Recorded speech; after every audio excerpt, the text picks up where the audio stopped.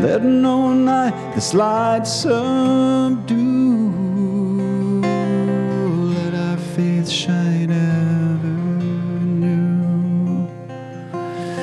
Let our faith shine ever new. Yeah, let our faith shine ever new. Yeah, let our faith shine ever new.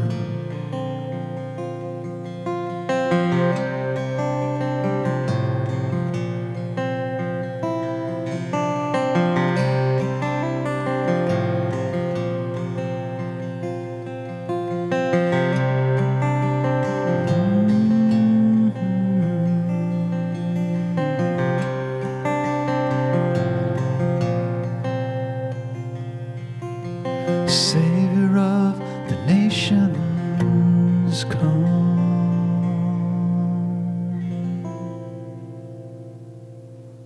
So it is.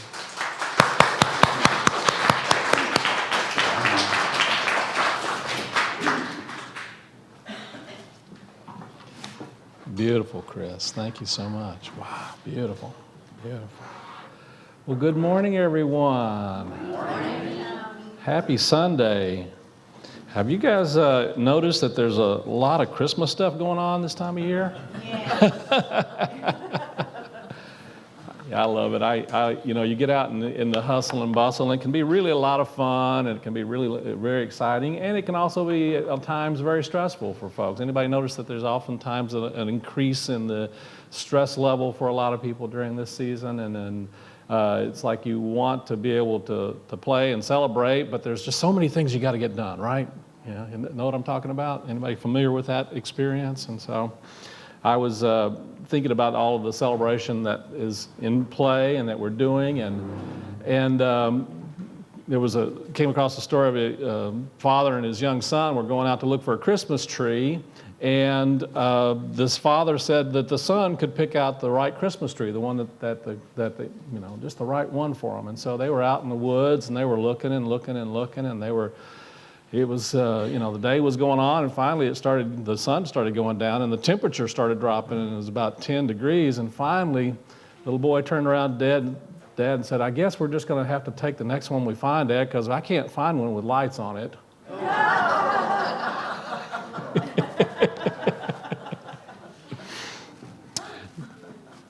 Yeah, beware what you're looking for, right?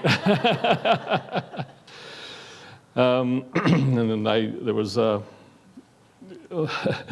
Chet Rogowski was saying that he was surprised by his teenage son at Christmas time because his teenage son handed him a Christmas gift, and his teenage son really didn't have any money at the time to buy any Christmas presents, so he opened it up, and it had 2 batteries in it and said, "Gift not included."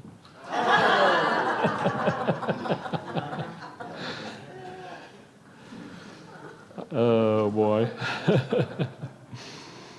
So we've been actually talking about, over the last couple of weeks, we've been talking about a wonderful work called The Creative Life. And to me, the Christmas celebration is really a culmination of this understanding of what we're really talking about in terms of the creative life. And it really is about tapping into and allowing something greater and more beautiful and magnificent to emerge through us.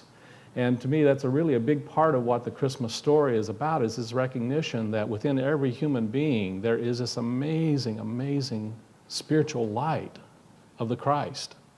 And that Jesus represents that for us. And we're here to celebrate the life of Jesus, and at the same time, we're celebrating that amazing spiritual light and life that is within the heart of every one of us. And that very light itself is the essence of the creative process. You and I are created in the image and after the likeness of God. We are created in the image and after the likeness of that which is the very creative energy of the universe. And it's a beautiful thing. It's a wonderful thing to celebrate. And it's a wonderful thing to have fun with and to play with and to learn from and to grow in. And so we've been looking at the different processes of creation through this work called The Creative Life, 7 Keys to Your Inner Genius. And we've been playing with the metaphors of the 7 days of creation. This book is by Eric Butterworth, one of the most magnificent teachers, I think, in Unity. And he has such a clarity about the ways that he shares these beautiful spiritual principles with us in life. And so we looked at all of the different days, and now we're down to the seventh day.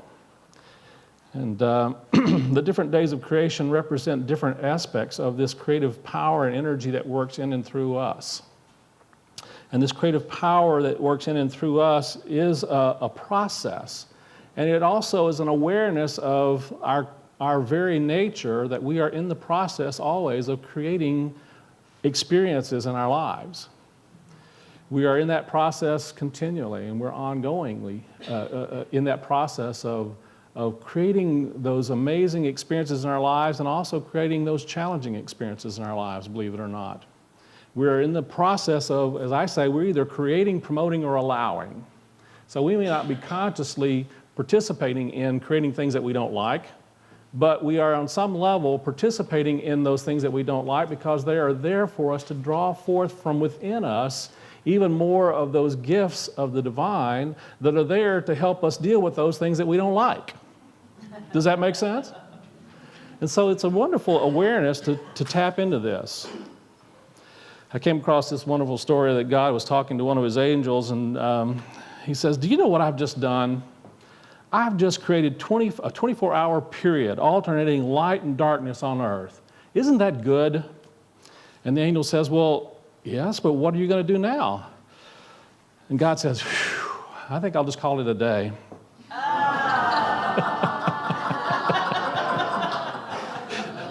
But I need some sound effects up here, don't I? Oh boy. Well, there's this wonderful awareness about the creative process, and you know, we have actually become we've become amazingly advanced in many ways in our abilities with science, and it's just fascinating what is able to be done today, and scientists are able to really reproduce a lot of the things that have gone on in the creative process.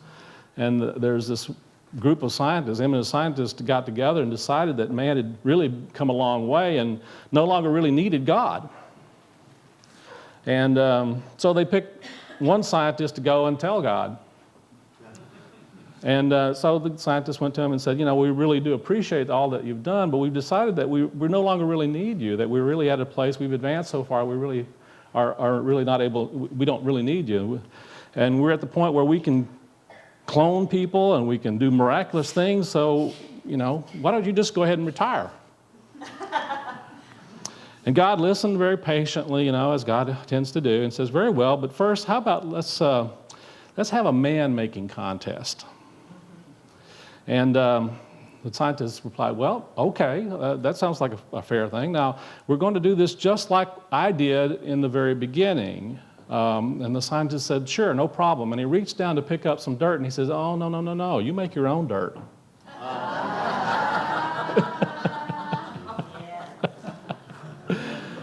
Oh.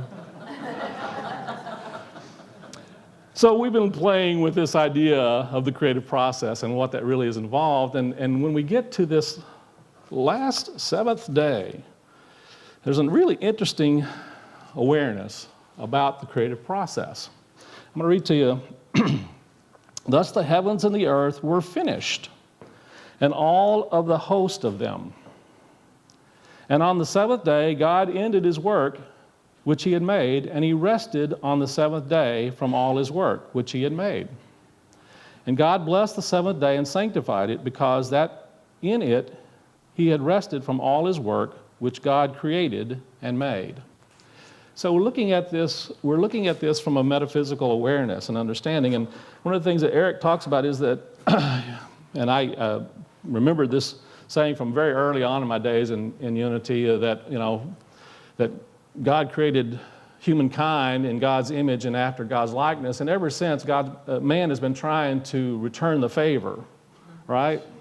So we have consistently tried to recreate the divine in our image. And we've put a lot of the anthropomorphic ideas and awarenesses in our teachings about God, And so when I say anthropomorphic, that really just means made in our image. It basically, anthropomorphic means looking like humans. And so we tried to create the divine as another big man up in the sky, but even when we're not doing that, we still, in our thinking, oftentimes think about the divine in a way that really is reflecting how we see ourselves. And so part of the waking up process is to recognize that the divine doesn't necessarily always look like us. Do you realize that? And yet at the same time, the divine we are a part of that which is divine. And so one of their waking up is to recognize that we are in that awareness of waking up on a consistent basis, that we are either in that process of waking up or in that process of going to sleep, and we are probably somewhere in the middle of that at all times, right? As we are looking at this creative process, Charles Fillmore says, in the first chapter of Genesis, it is the great creative mind that is at work. The record portrays just how divine ideas were brought into expression. As man must have an idea before he can bring an idea into manifestation, so it is with the creations of God. When a man builds a house, he builds it first in his mind. He has the idea of a house. He completes the plan in his mind, and then he works it out in manifestation. And thus God created the universe. The first chapter of Genesis describes the ideal creation. So the first chapter of Genesis is really about creating divine ideas. It really is about the divine creating the essence or the idea of earth, of humankind. And then the second chapter of Genesis is really about the unfolding of those divine ideas out into our world. And so there are two aspects of this understanding. There's the involution and the evolution. And we are involved in both. The involution is that which is already created. It's already done. It's already complete. And this is really what this is talking about when it says that God had finished God's work. When we're in that creative process, we are brought into an awareness that we are creative beings. When we release our creative genius, it is an awakening to that understanding that we're in that process of creating all the time. That really is the first day, the let there be light. That is that waking up to the knowing that there really is a creative process happening within our very nature and being. And then there's the firmament of the heavens. And the firmament really is, Eric talks about this in terms of a faith. It is bringing into a faith of what it is that we are in the process of participating in creating. And then there's the dry land, and the dry land really is representative of those ideas of the possibilities of what we're seeking to bring into our experience. It's the imagination at work. It really is bringing into form that creative, that which we are in the process of creating. And then there are the two lights, and the two lights we said were kind of representative of our intentions as well as our allowing, our intuition, our listening. And those are part of that creative process as well. And then the water swam with living creatures, and that really has to do with those ideas that are being drawn to us as we hold to an awareness of what it is that we're wanting to participate in manifesting and bringing into our lives. But it's also representative of drawing to us the people, the resources, the consciousness that helps to bring those things into being also. We talked about that in terms of the mastermind process, that we come together collectively to pray. Where two or more are gathered, there's a greater strength and energy of our coming together in our creative process. And then we talked about man, creating man in our image, and that really has to do with this understanding of that involution, that understanding that we are created already whole. We are already created as whole beings, and that our creative genius really comes out of recognizing and allowing that wholeness to come forth even through all of the things that seem to get in the way of that. All of the images and awarenesses and all the limitations that seem to block us from expressing our wholeness, our abundance, the truth of our being. And then, after all that, God rested. I love the little image that Charles found on our bulletin. If you look on your bulletin, there's a great little image of God laying back in a hammock. It's actually a Lego, and God laying back in a hammock, and the title is, of course, God Rested. I just think it's a great image. It's awareness that I think is important in terms of the creative process. Eric Fromm says, creativity requires the courage to let go of certainties. Creativity requires the courage to let go of certainties. There's a part of the creative process that really has to do with letting go. And in that letting go, there is an allowing that happens, and we're going to talk a little bit more about that.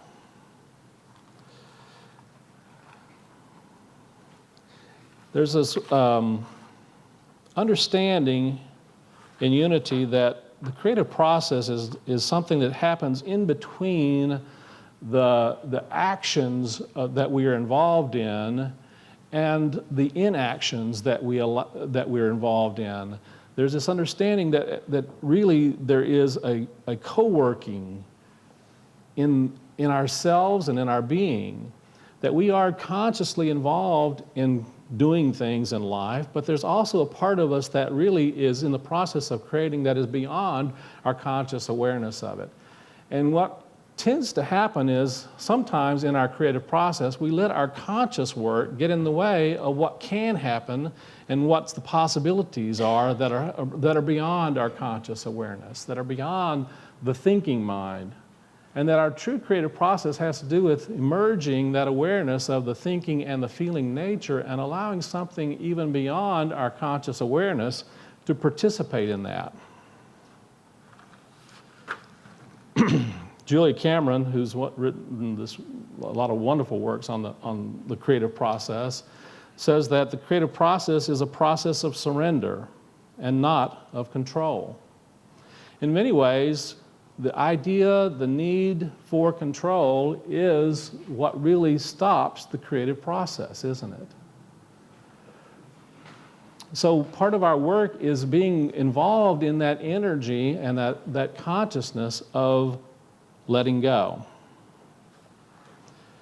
The creative geniuses that we're talking about is the same thing that we are celebrating when we're celebrating Christmas in many ways. It's not about celebrating just the man Jesus who awakened to his Christ nature, though that's part of the celebration. It's also about celebrating the awakening of our unique Christ nature and allowing more of that to unfold in our lives. Allowing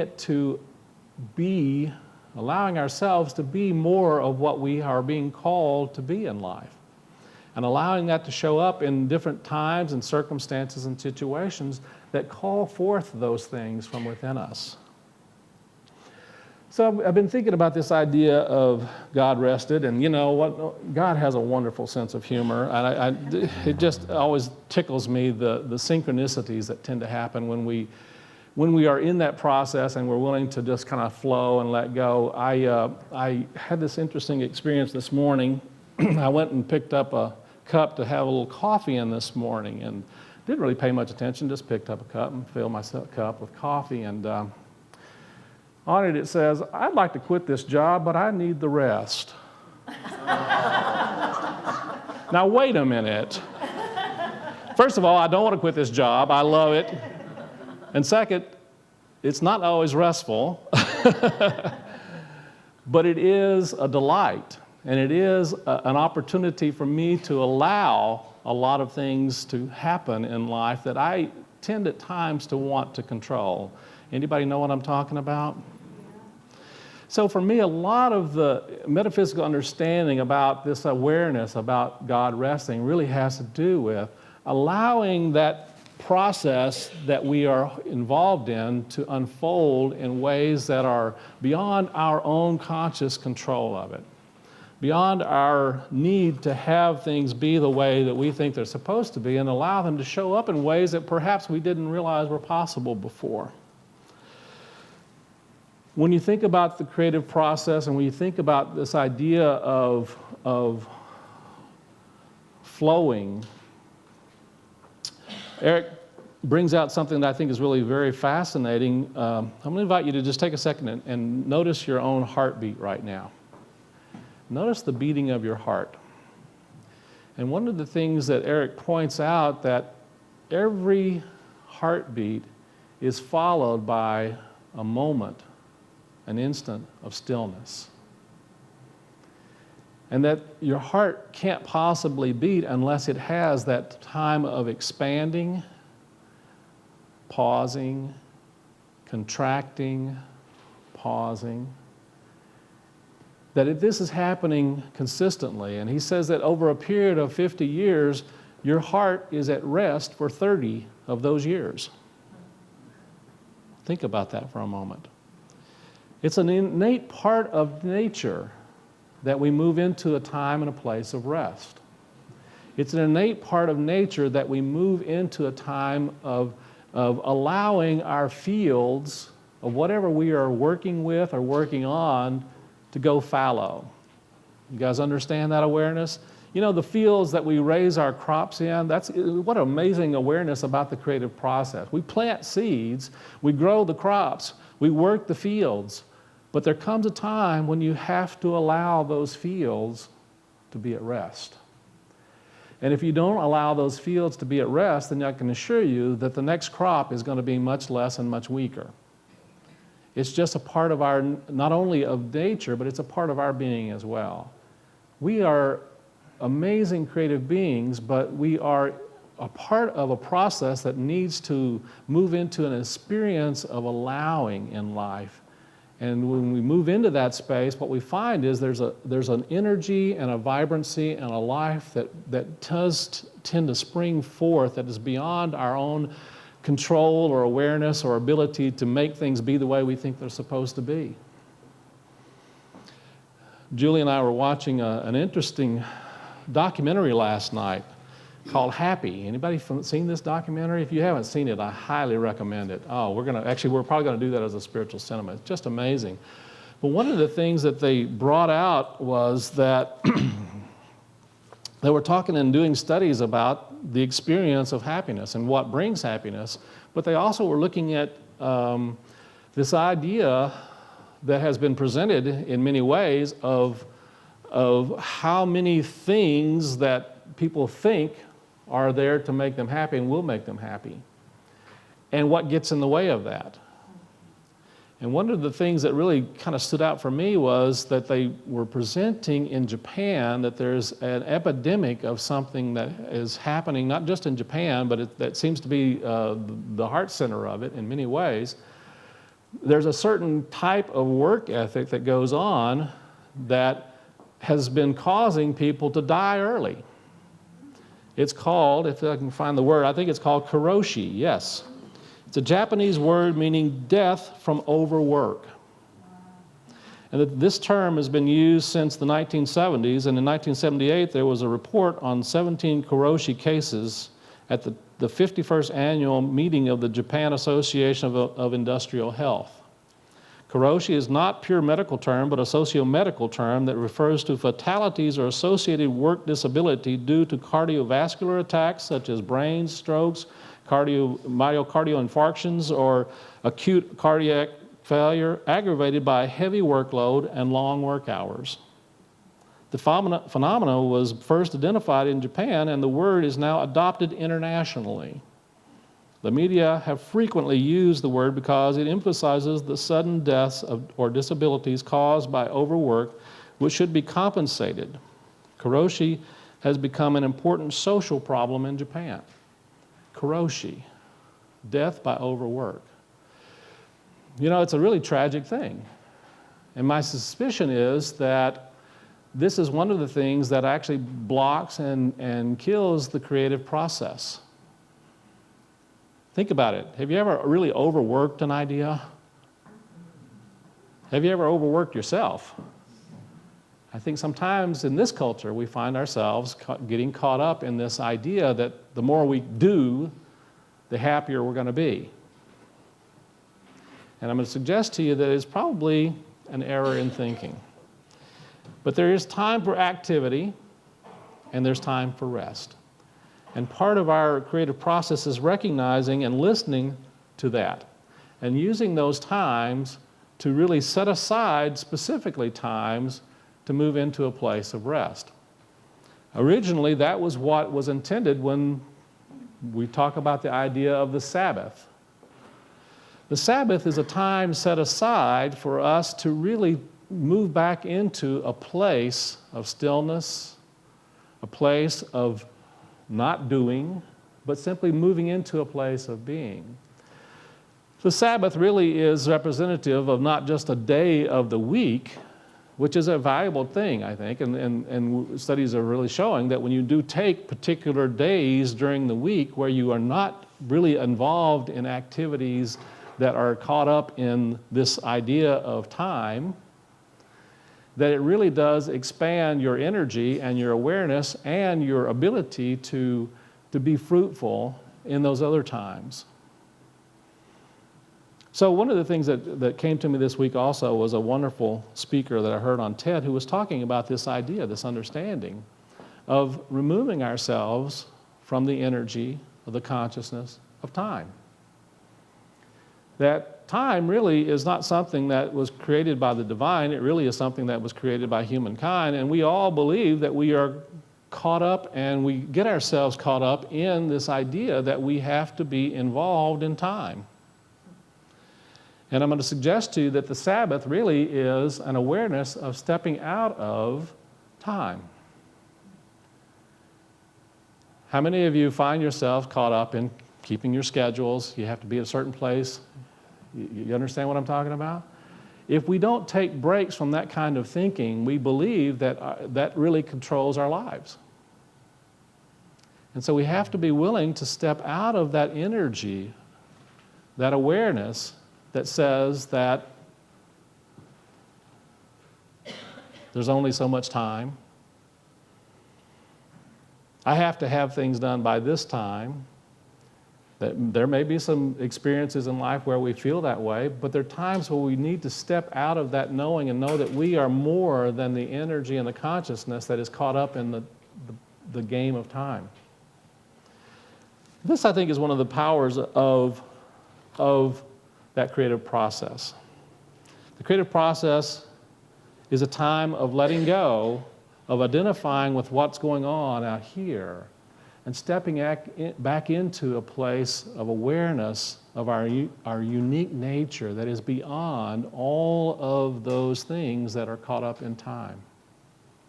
There's something more to you than what's on your wrist. Or maybe you wear it in your purse, or maybe you have a fob, I don't know. So part of it is recognizing and moving back into that space, and that's something that can be done consistently throughout the day. So we don't have to wait for Sunday to do that, do we? We don't have to wait. We can do that at 6 o'clock in the morning when we want to get up. We don't necessarily need the coffee, although, I have to be honest, I like it.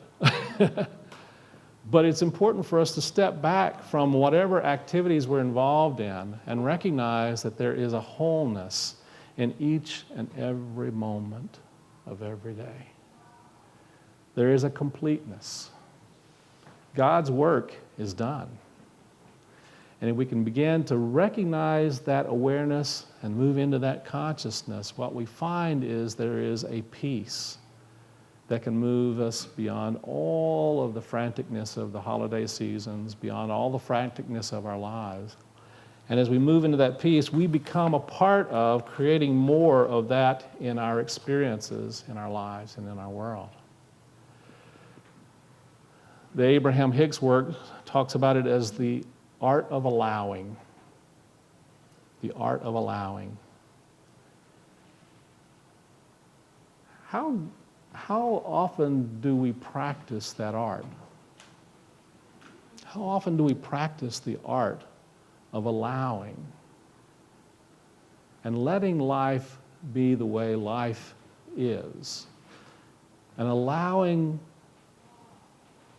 the blessings in those experiences in life to show up for us? It's about releasing our resistance to what's going on in life. It's also about allowing something deeper and richer and more fulfilling to show up in those moments. It's about letting go of the need to have things be the way that we thought they were supposed to be, and recognizing that in the very act of things showing up, there is a creative process at work. So one of the things that Eric closes with, that I want to close with also, he asks the question about this creative genius that's emerging. Why did this process of creation commence in the first place? He says, I believe it was the desire to give love form. I love that. To give love actual physical substance. Because God is love, and the creation is love in action. The absolute, the profound, could no longer remain silent. The let there be light was a spiritual combination, love creating of itself. You are created in the image and after the likeness of love. That's the truth of your being. Do you know that? Do you know that? Are you willing to allow that to be the truth of your being? That's our process, isn't it? And it's a process of activity, yes, but even more than that, it's a process of letting be, of allowing.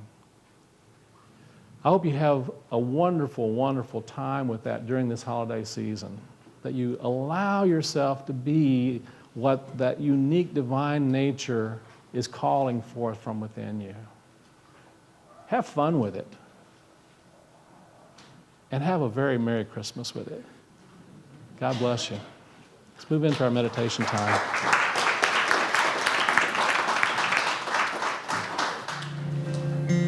So just take a nice deep breath.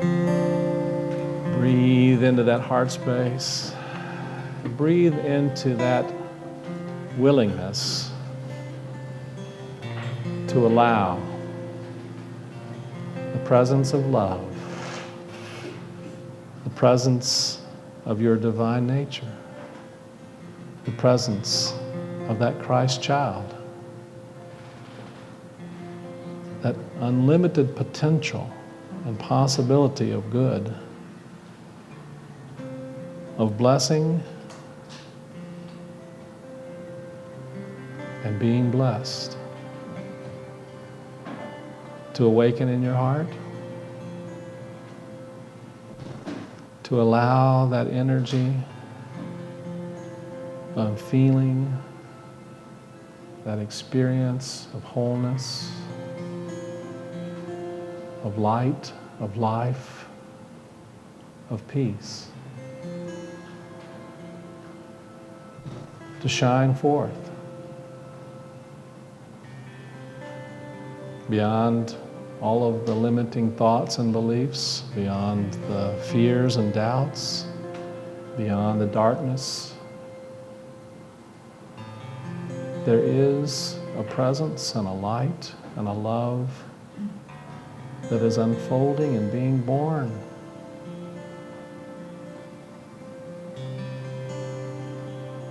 It's being unfolded from the very beginning of all that is, and it is continuing in every breath and every heartbeat, allowing the presence of the divine to shine through.